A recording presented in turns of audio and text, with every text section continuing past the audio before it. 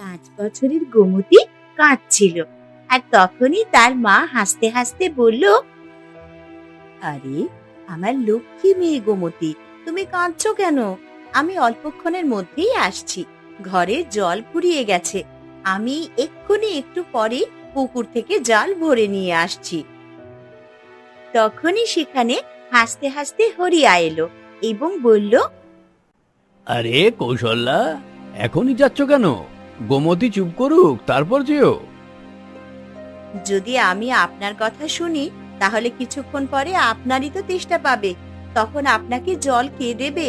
কারণ জল তো ঘরে নেই। এই বলে কৌশল্যা সেখান থেকে চলে গেল। কৌশল্যা পুকুরের ধারে পৌঁছেছিল মাত্র, আর তখনই ঝোপের আড়াল থেকে এক মুখোশ পরা ছায়া বেরিয়ে এলো এবং কৌশল্যাকে পুকুরের মধ্যে ধাক্কা মেরে দিল। বাঁচাও, আমাকে বাঁচাও, আমি সাঁতার জানি না, বাঁচাও, বাঁচাও। কিন্তু সেই মুখোশ পরা ছায়া খুব দ্রুত ঝোপের মধ্যে মিলিয়ে গেল। কৌশল্যা হাত পা ছটফট করতে লাগলো। কাকতালীয় ভাবে সেখানে রামু কাকা যাচ্ছিলেন। তিনি কৌশল্যাকে পুকুরে ডুবতে দেখে সঙ্গে সঙ্গে তার দিকে দৌড়লেন।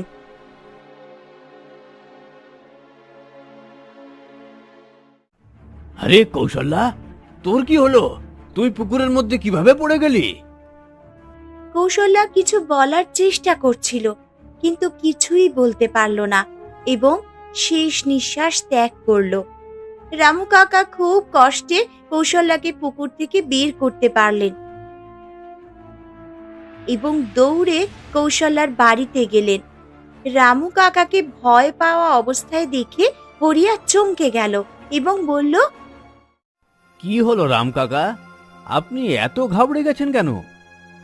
তোমার জন্য খুব খারাপ খবর হরিয়া, তোমার স্ত্রী কৌশল্যা পুকুরে ডুবে মারা গেছেন। এটা শুনে হরিয়া আঁতকে উঠল এবং নিজের মেয়ে গোমতীকে সেখানেই ফেলে পুকুরের দিকে ছুটল। পুকুরের বাইরে ভিড় জমে গিয়েছিল এবং কৌশল্যার মৃতদেহ সেখানে পড়েছিল। হরিয়া কৌশল্যার কাছে গিয়ে হাউ মাউ করে কাঁদতে লাগলো।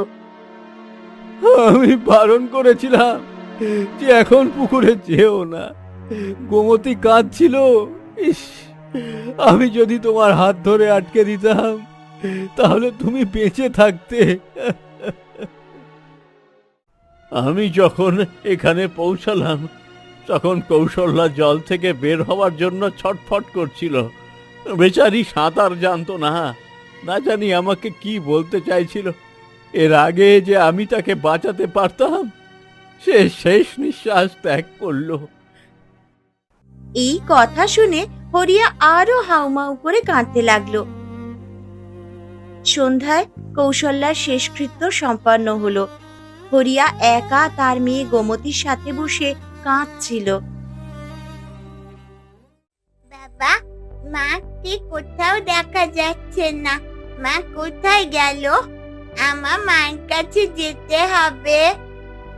আমার মেয়ে, এখন মাকে তুমি আর কখনো দেখতে পাবে না, সে আমাদের থেকে অনেক দূরে চলে গেছে। এই বলে হরিয়া আরো হাউমাউ করে কাঁদতে লাগলো।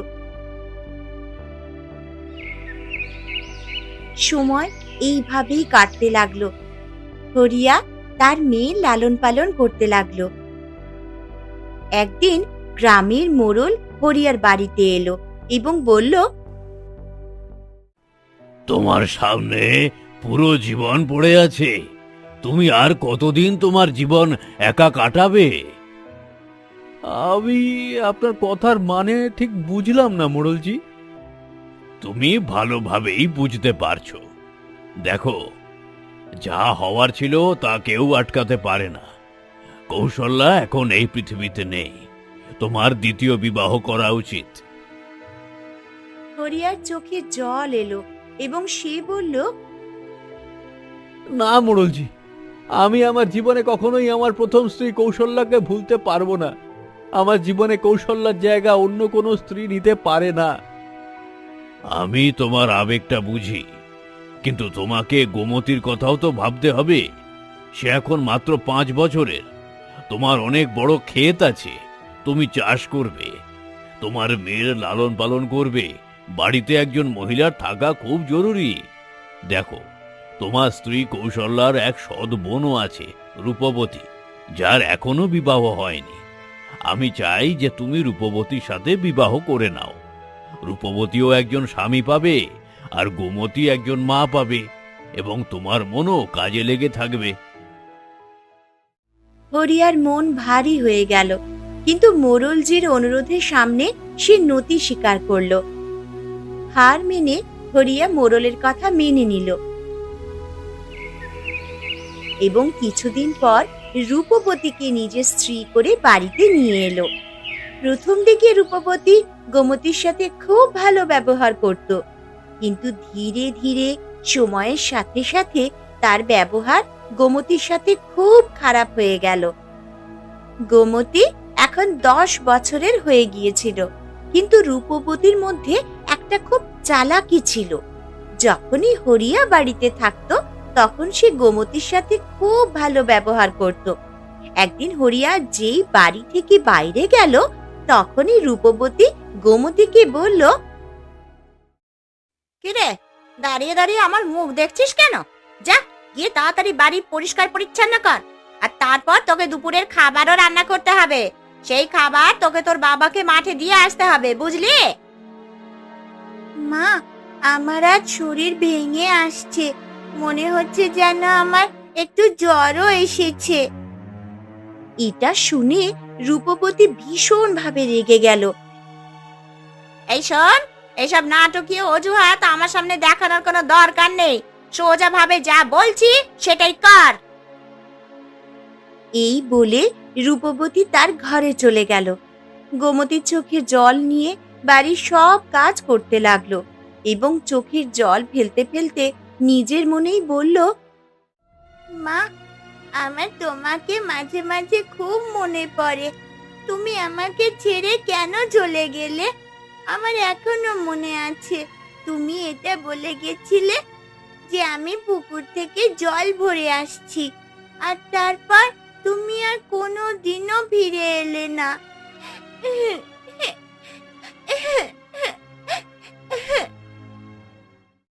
এই বলতে বলতে গোমতী আরো বেশি করে কাঁদতে লাগলো। তখনই সেখানে রূপবতী এলো এবং বলল, এইবার এই কান্নাকাটি বন্ধ কর তো। তোর মা মরে গেছে কত বছর হলো, নিশ্চয়ই সে নরকের আগুনে জ্বলছে। আমার সৎ বোন ছিল, আমি তো তাকে প্রথম থেকেই ঘৃণা করতাম।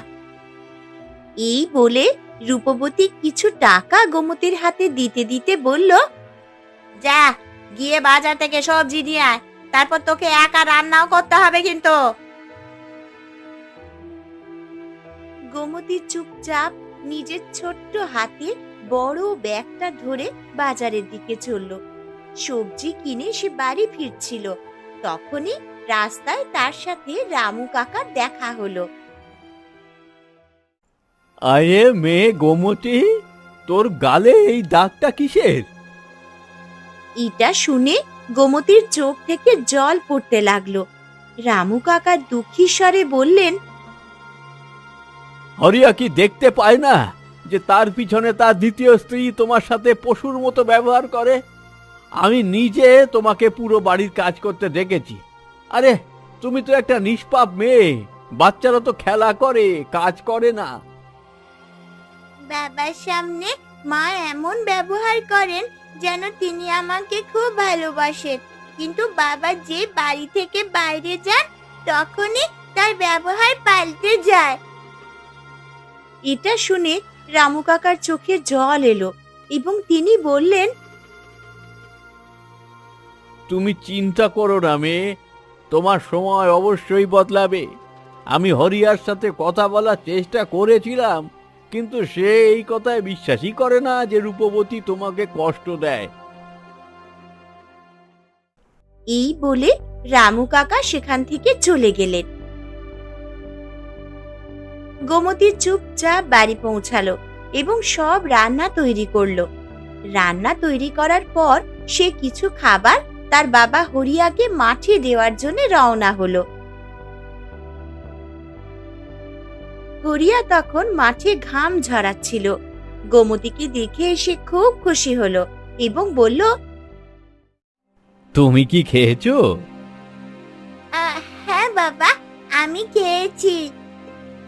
এই বলে সে বাবার হাতে খাবারটা ধরিয়ে দিল এবং চুপচাপ বাড়ির দিকে ফিরে চলল। গোমতীর খুব জ্বর এসেছিল।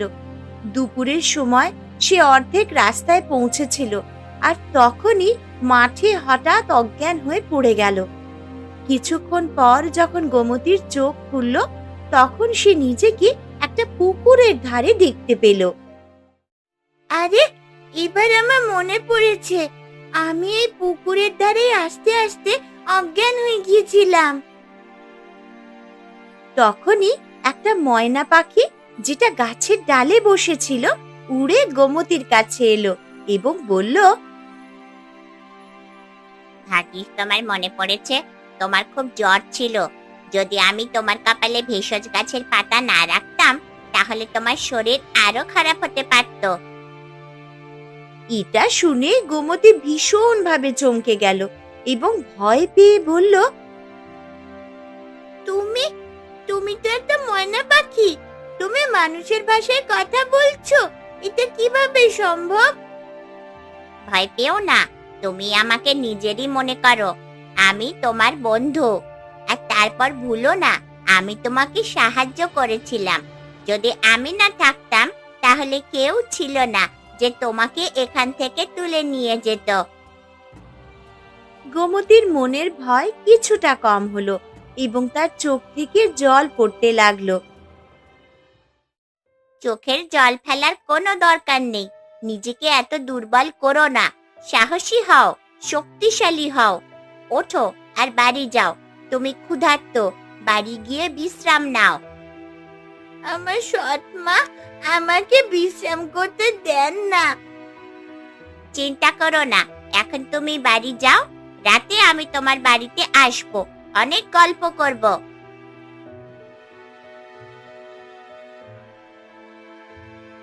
গোমতী চুপচাপ বাড়ি চলে গেল। বাড়ি পৌঁছাতে তার সৎ মা রূপবতী রেগে বলল, কে রে, কোথায় গিয়ে মরেছিলি শুনি? আমি তোর জন্য কতক্ষণ ধরে অপেক্ষা করছি বলতো। গোমতী কাঁদতে কাঁদতে সব ঘটনা বলল, কিন্তু সে এই কথা লুকিয়ে রাখলো যে তার সাথে একটি ময়না পাখির দেখা হয়েছিল। ও, তা তাহলে আবার বিয়ে চেয়ে উঠলি কেন রে? মরেই যেতিস। তা তুই কি সেই পুকুরের ধারে অজ্ঞান হয়ে গিয়েছিলি নাকি রে, যেখানে তোর মা মারা গিয়েছিল? এই বলে রূপবতী রাগ করে সেখান থেকে চলে গেল।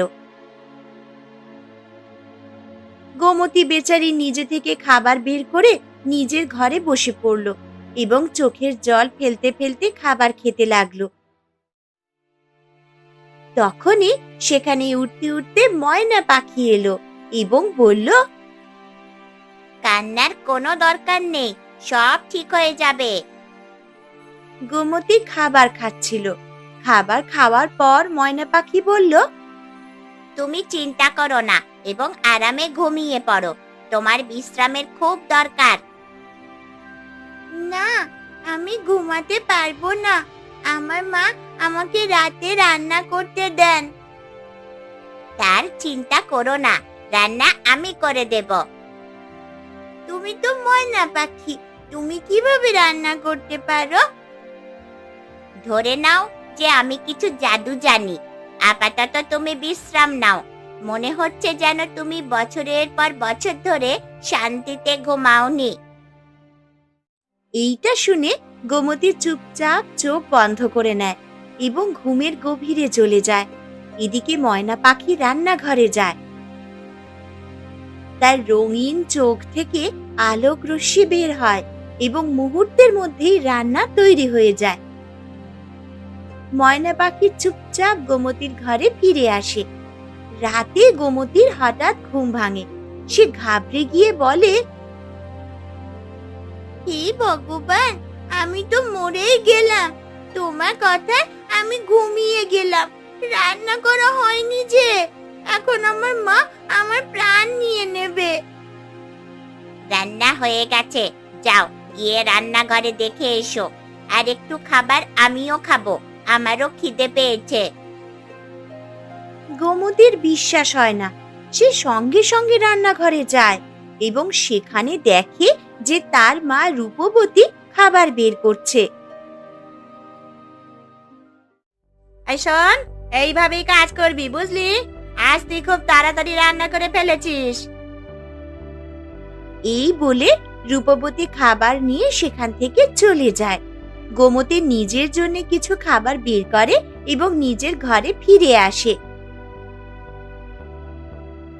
সত্যি কি এই রান্না তুমি করেছো? হ্যাঁ, এই রান্না আমিই করেছি। খাবার খেয়ে গোমতী ভীষণ ভাবে চমকে যায় এবং বলে, খাবার খুব সুস্বাদু হয়েছে। ময়না পাখি এবং গোমতী খাবার খেতে লাগলো। খাবার খাওয়ার পর গোমতী সারা রাত ময়না পাখির সাথে গল্প করতে থাকে এবং তাকে নিজের জীবনের সব ঘটনার কথা বলতে থাকে। গল্প করতে করতে গোমতী এবং ময়না পাখি কখন গভীর ঘুমের কোলে চলে গেল তারা জানতেও পারল না। পরের দিন গোমতীর চোখ ঘাবড়ে গিয়ে খুলল। তখন সে ভীষণ ভাবে ভয় পেয়ে গেল এবং বলল, হে ভগবান, আজ তো ঘুম থেকে উঠতে খুব দেরি হয়ে গেল।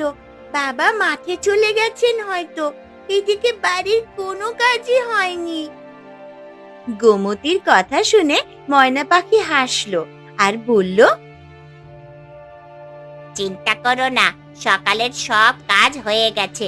আমি নাস্তাও বানিয়ে তৈরি করে দিয়েছি। এই জন্যই তো তোমার সৎ মা রূপবতী এখানে আসেনি। এটা শুনে গোমতী চমকে গেল। কিছুক্ষণ গভীর চিন্তায় ডুবে রইল এবং বলল, কিন্তু যদি মা তোমাকে কাজ করতে দেখে ফেলে তাহলে তোমার সর্বনাশ হয়ে যাবে আর তিনি আমাকেও ছাড়বেন না। চিন্তা করো না, এমন কিছুই হবে না। তোমার সৎ মায়ের দিন এখন শেষ হতে চলেছে। সেই দিনের পর থেকে ময়না পাখি এবং গোমতীর খুব গভীর বন্ধুত্ব হয়ে গেল। ময়না সারা দিন গোমতীর সাথে গল্প করত। তারা দুজন খুব ভালো বন্ধু হয়ে উঠল এবং তাদের সম্পর্ক দিন দিন মজবুত হতে লাগলো। এই কথা থেকে রূপবতীর সন্দেহ হতে লাগলো।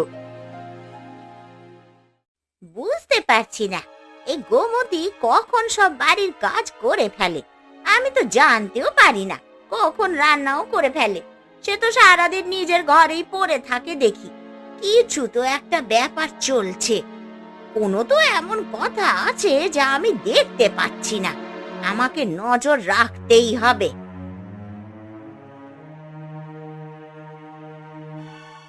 সেই রাতে রূপবতী লুকিয়ে গোমতীর ঘরের উপরে নজর রাখতে লাগলো। তখনই সে দেখলো যে গোমতী একটা ময়না পাখির সাথে কথা বলছে। এটা দেখে রূপবতী ভীষণ ভাবে চমকে গেল। হে ভগবান, এই ময়না পাখি মানুষের আওয়াজে এর সাথে কথা বলছে। শেষমেশ এটা কে? এখন বুঝতে পারলাম যে বাড়ির সব কাজ এত তাড়াতাড়ি কিভাবে হয়ে যায়। হোক বা না হোক, এটা নিশ্চয়ই এই জাদুকরি পাখিরই কারসাজি। রূপবতী ঘাবড়ে গিয়ে ভাবলো, আমি তো গোমতীর উপরে খুবই অত্যাচার করি। যদি সে এই পাখিকে আমার ক্ষতি করতে বলে দেয় তাহলে এ তো সহজেই আমার সর্বনাশ করতে পারে। একটা কাজ করি বরং, এমনিতেও আমি এই গোমতীকে বছরের পর বছর ধরে সরিয়ে দেওয়ার কথাই তো ভাবছি, যাতে সব সম্পত্তির একমাত্র মালকিন আমি হই। এখন একে রাস্তা থেকে সরাতেই হবে। এই বলে রূপবতী সেখান থেকে চলে গেল।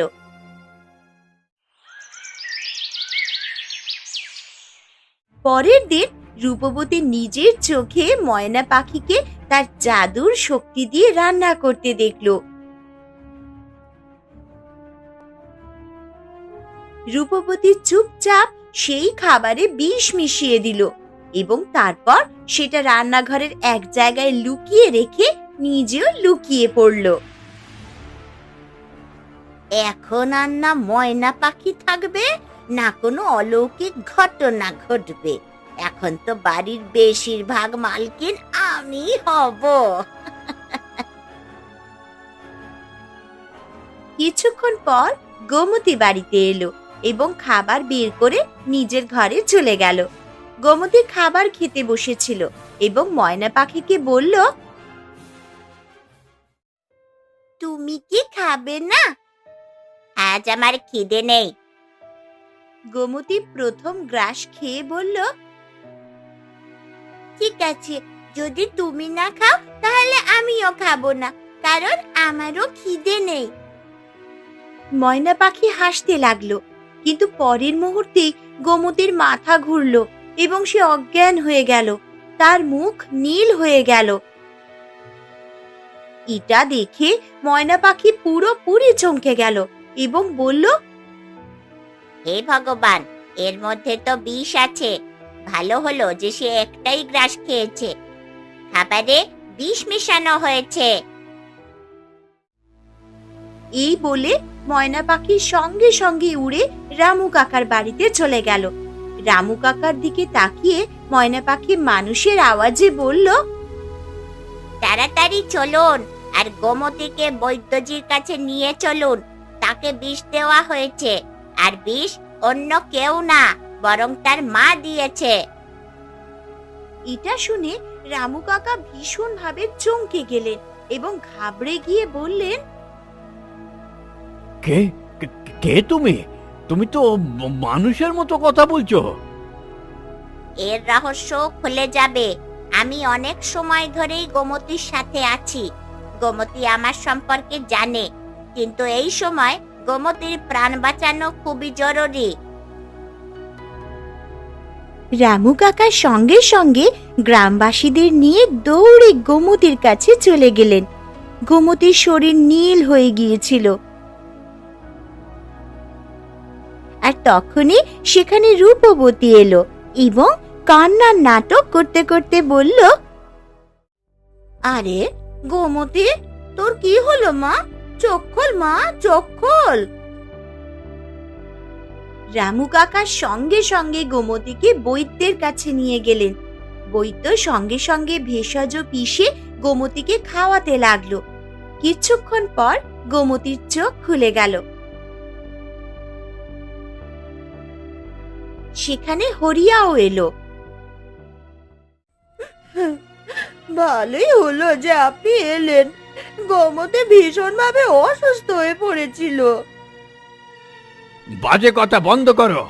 তোমার পর্দা ফাঁস হয়ে গেছে। বিষ অন্য কেউ না, বরং তুমি দিয়েছিলে। এটা শুনে হরিয়া চমকে গেল এবং বলল, তুমি এটা কি বলছো? তুমি আমার স্ত্রী সম্পর্কে এমন কিভাবে বলতে পারো? রামু কাকা যা বলছেন তা সত্যি বলছেন। যে সময় গোমতী খাবার খেলো, ঠিক সেই সময় তার শরীর নীল হয়ে গেল এবং সে অজ্ঞান হয়ে গেল। আমি নিজের চোখে দেখেছি। আর এটাই নয়, রূপবতী আমার পেছনে গোমতীর ওপরে খুব বেশি অত্যাচার করে। 5 বছর বয়স থেকেই সে তাকে দিয়ে বাড়ির সব কাজ করায়, এমনকি রান্নাও করায়, আর সামান্য সামান্য কথাতেও তাকে মারে। ময়না পাখির কথা শুনে গ্রামের সব লোক ভয় পেয়ে গেল। কে তুমি? এটা তুমি কিছুক্ষণ পরেই জানতে পারবে। যদি সত্যি জানতে চাও তাহলে চলো আমার সাথে সেই পুকুরের ধারে, যেখানে তোমার প্রথম স্ত্রী কৌশল্যার ডুবে মৃত্যু হয়েছিল। সেখানেই তুমি সব জানতে পারবে যে কৌশল্যাকে খুন করা হয়েছিল। এটা শুনে হরিয়া আর গ্রামের সবাই চমকে গেল। তুমি কি বলছো? সে তো পুকুরে ডুবে মারা গিয়েছিল। এটা সত্যি, সে পুকুরে ডুবেই মারা গিয়েছিল, কিন্তু এটাও তিক্ত সত্যি যে তাকে পুকুরে ধাক্কা দেওয়া হয়েছিল। গ্রামের সবাই ময়না পাখির কথায় বিশ্বাস করতে লাগলো। গোমতীর চোখে জল এলো। রূপবতী ভীষণভাবে ভয় পেয়ে গেল এবং বলল, বাজে কথা বলছো তুমি। তখনই সেখানে গ্রামের মোড়ল এলেন এবং বললেন, শেষমেশ আমার গ্রামে এসব হচ্ছেটা কি? অল্পক্ষণের মধ্যেই সব জানা যাবে। অল্পক্ষণের মধ্যেই গ্রামের সবাই পুকুরের ধারে পৌঁছে গেল। তখনই সেখানে একজন সাধু এলেন এবং ময়না পাখির দিকে তাকিয়ে বললেন, সময় এসেছে সত্যি বলার। এই বলে সাধু একটি মন্ত্র পড়তে লাগলেন এবং ময়না পাখি কৌশল্যায় পরিবর্তিত হয়ে গেল। এটা দেখে সেখানে উপস্থিত সবাই অবাক হয়ে গেল এবং রূপবতী ভীষণভাবে কাঁপতে লাগলো। কি দেখছো তুমি? এটাই তো যে অলৌকিক ঘটনা কিভাবে হলো? তুমি তো নিজের সৎ বোনকে পুকুরের ধারে ধাক্কা দিয়েছিলে। রূপবতী ভীষণভাবে কাঁপতে লাগলো। জানো এই সব ষড়যন্ত্রের শুরু কিভাবে হয়েছিল? আসলে তোমার স্ত্রী এবং মোড়ল একে অপরের সাথে মিলেছিল। মোড়ল এবং তোমার স্ত্রী রূপবতীর নজর অনেক বছর ধরে তোমার ক্ষেতের উপর ছিল। মোড়ল রূপবতীকে তার সৎ বোনের হত্যা করার জন্য উস্কানি দিয়েছিল এবং রূপবতী পরিকল্পনা অনুযায়ী পুকুরে কৌশল্যাকে ধাক্কা দিয়েছিল। যখন কৌশল্যা মারা গেল তখন মোড়ল তোমার সহানুভূতিশীল সেজে এলো এবং রূপবতীর সাথে তোমার বিবাহ করিয়ে দিল। কিন্তু সবচেয়ে বড় কাঁটা ছিল তোমার 5 বছরের মেয়ে গোমতী, যাকে রূপবতী শেষ করতে কোনো কসুর করল না, তার উপর অত্যাচার করল। কিন্তু সেই মেয়েটি সাহসিনী ছিল, সে বেঁচে গেল। এটা তো সব ঠিক আছে সাধু মহারাজ, কিন্তু আমার স্ত্রী তো মারা গিয়েছিল, সে জীবিত কিভাবে হতে পারে? তোমার সামনে যে দাঁড়িয়ে আছে সে কৌশল্যা নয়, বরং তার আত্মা। যখন রূপবতী নিজের সৎ বোন কৌশল্যাকে পুকুরে ধাক্কা দিল তখন কৌশল্যার আত্মা ছটফট করতে লাগলো এবং একদিন সে আমার সাথে দেখা করল। আমি চোখ বন্ধ করে দিব্য শক্তি দিয়ে সব দেখলাম এবং আমার তার প্রতি খুব দয়া হলো। তখন আমি নিজের শক্তি দিয়ে কৌশল্যার আত্মাকে জাদুকরি ময়না পাখিতে পরিবর্তিত করে দিলাম এবং সেই জাদুকরি রূপে সে নিজের মেয়ে গোমতীর সাথে দেখা করল এবং সেখানে সে নিজের চোখে অত্যাচার দেখল। আমি তোকে বলেছিলাম যে যখন রূপবতী তোমার মেয়ের ক্ষতি করার চেষ্টা করবে তখন তুমি সবাইকে একত্রিত করে পুকুরের ধারে নিয়ে এসো। আমি সত্যিটা সবার সামনে রাখবো। হরিয়া ভীষণভাবে রেগে গেল। গ্রামবাসী আর মোড়ল মিলে রূপবতীকে ধরে ফেলল। চলো এদের মহারাজের কাছে নিয়ে যাই। গ্রামবাসীরা তাদের ধরে রাজমহলে নিয়ে যায় এবং পুরো ঘটনা রাজাকে জানায়। রাজা তাকে আজীবন কারাদণ্ডের শাস্তি শোনান। এদিকে কৌশল্যা চোখে জল নিয়ে নিজের মেয়ে গোমতীকে বলল, এখন তোমার আর কোনো বিপদ নেই, এখন আমার যাওয়ার সময় হয়েছে। যেও না মা, তুমি যেও না।